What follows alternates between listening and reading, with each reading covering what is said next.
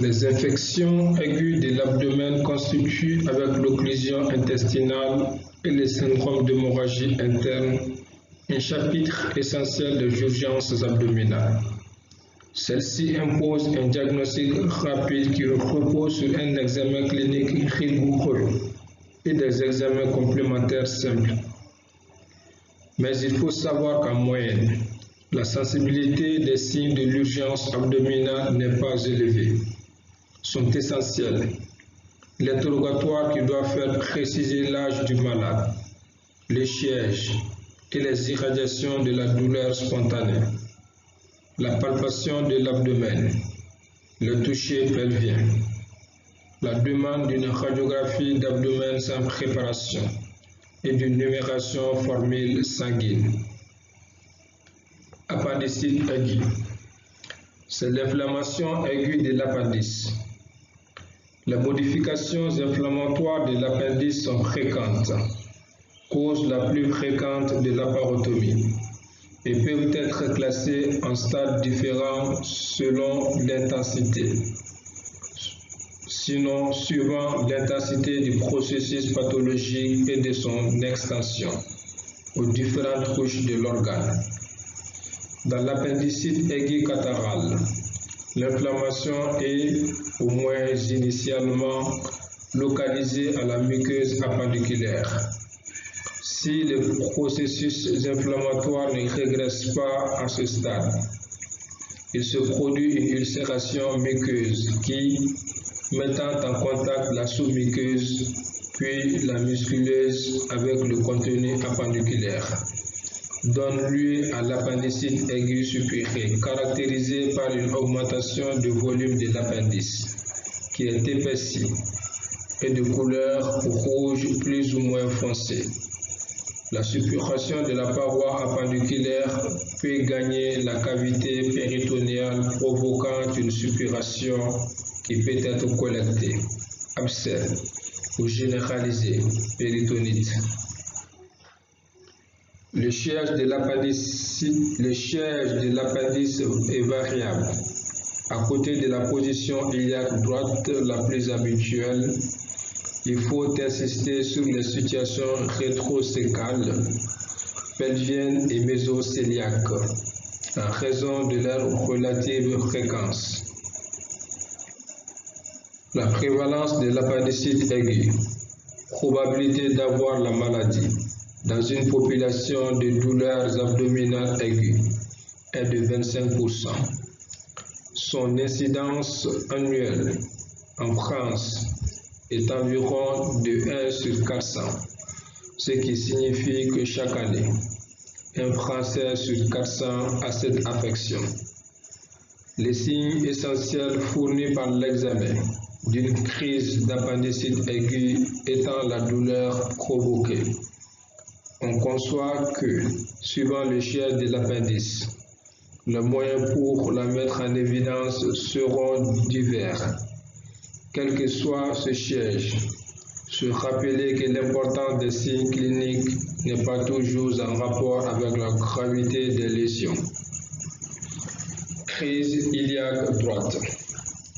Elle est caractérisée par la survenue d'une douleur abdominale rapidement croissante qui, au début, peut être diffuse ou épigastrique ou périombilicale, mais qui rapidement tend à se localiser dans la fosse iliaque droite, souvent accompagnée de vomissements et de nausées.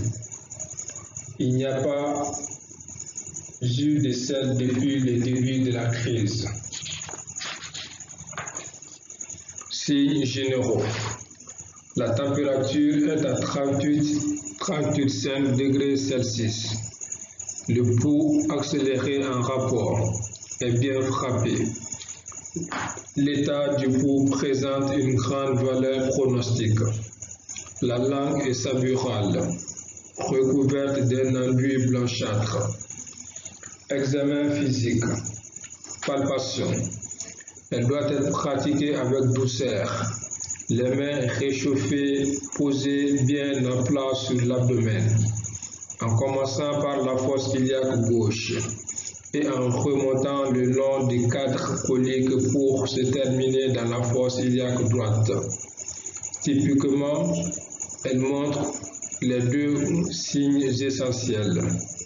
La douleur provoquée, Chéja dans la fosse iliaque droite, au point classique de Marc Vernet, au milieu de la ligne ombilique épine iliaque ventrocrânienne.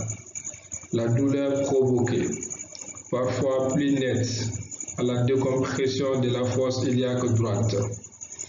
Dans la fosse iliaque droite, un signe d'irritation péritonéale, soit une contracture franche, soit le plus souvent une simple défense qui s'exagère si le palpé est plus insistant.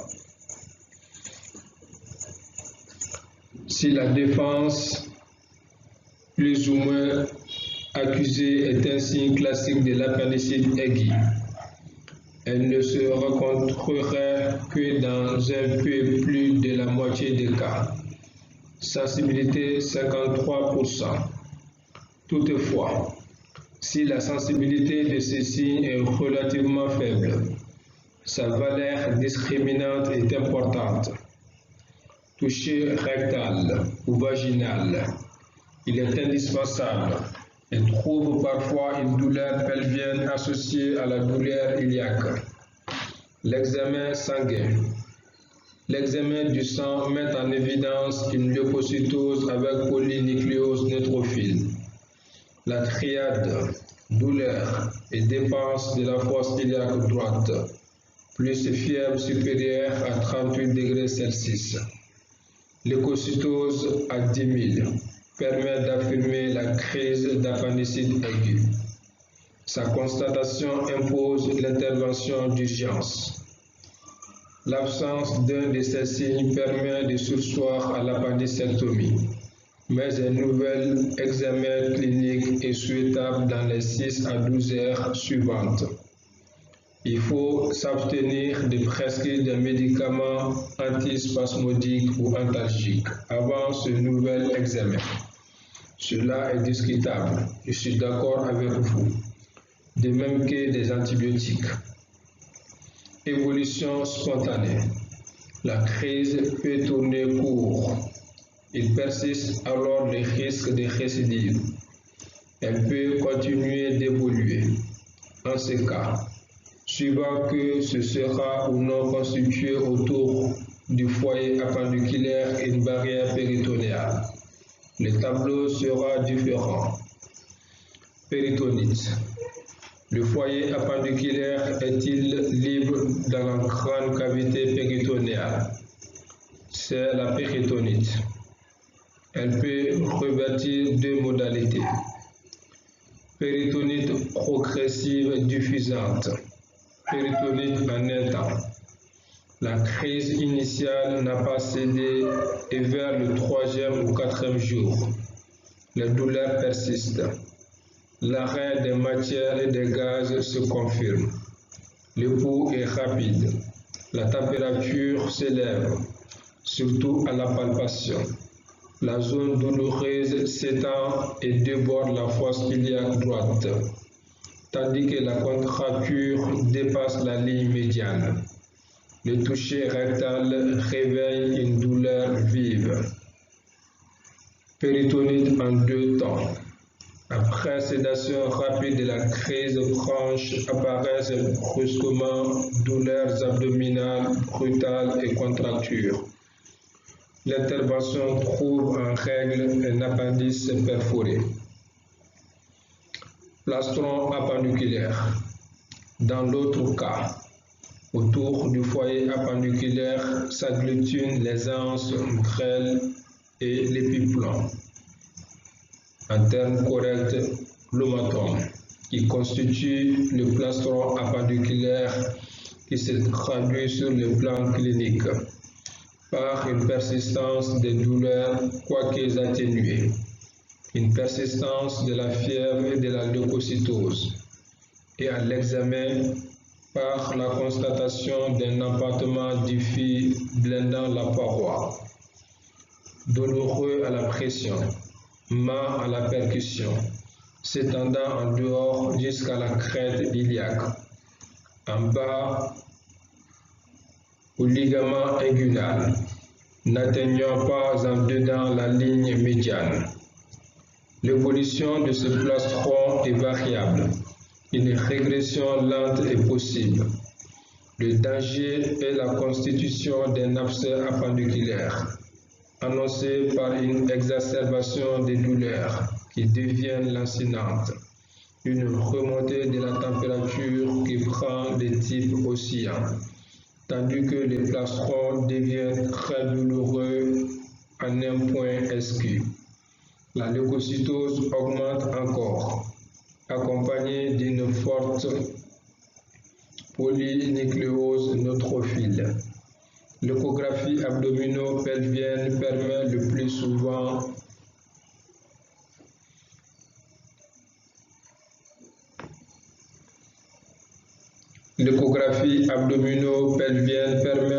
souvent actuellement le diagnostic d'abcès appendiculaire. Il n'est généralement pas nécessaire de recourir au scanner spiralé dont les performances semblent remarquables. Alors que le plastron constitue en principe une contre-indication chirurgicale, il est important de dépister l'abcès collecté afin de le drainer, avant qu'il ne s'ouvre spontanément dans un organe creux ou dans la grande cavité abdominale. Péritonite en 3 temps d'une extrême gravité, ou qu'il ne se complique d'abcès à distance, abcès sous-rénique, abcès du foie par embolie septique dans le système porte.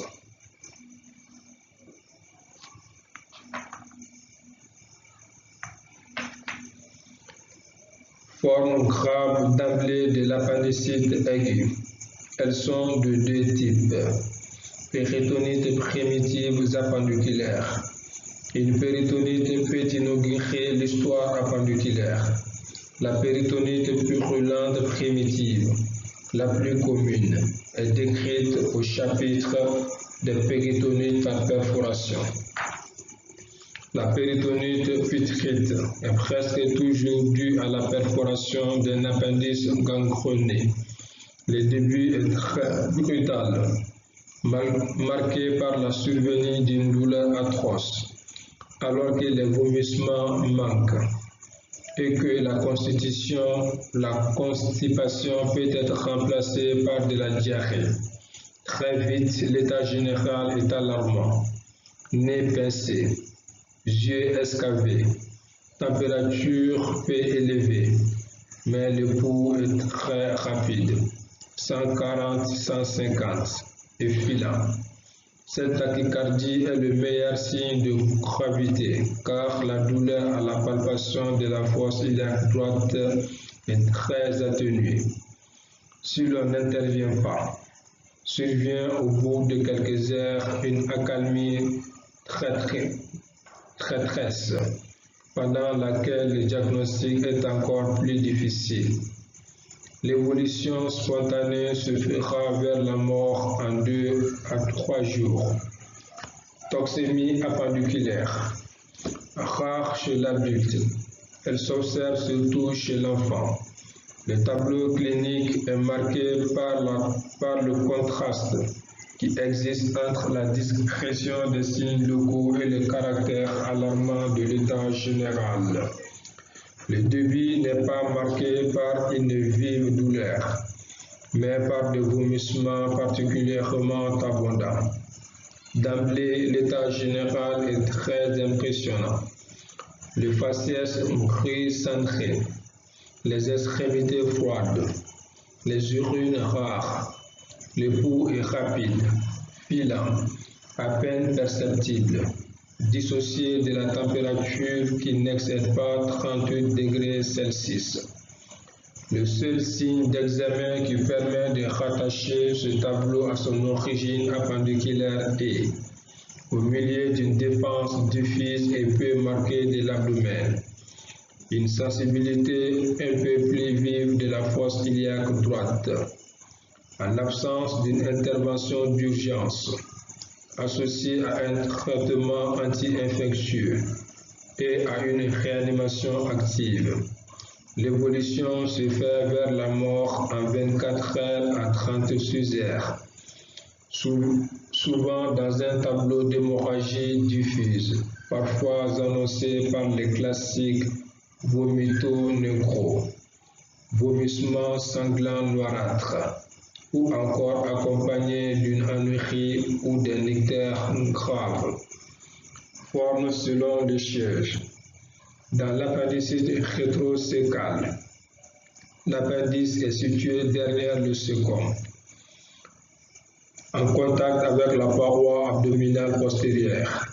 Le maximum des signes est donc vers l'arrière et la douleur provoquée ne sera décelée que par le palpé bimanuel. Une main iliaque et une main lombale. C'est la main lombale qui met en évidence la douleur, au-dessus du versant postérieur de la crête iliaque.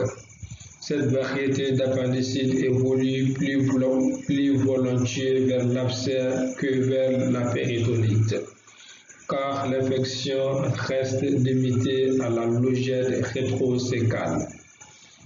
L'appendicite pelvienne peut se révéler, en plus de la douleur et du syndrome infectieux, par des signes urinaires, cystite, pollakiurie, qu'explique la proximité de la vessie.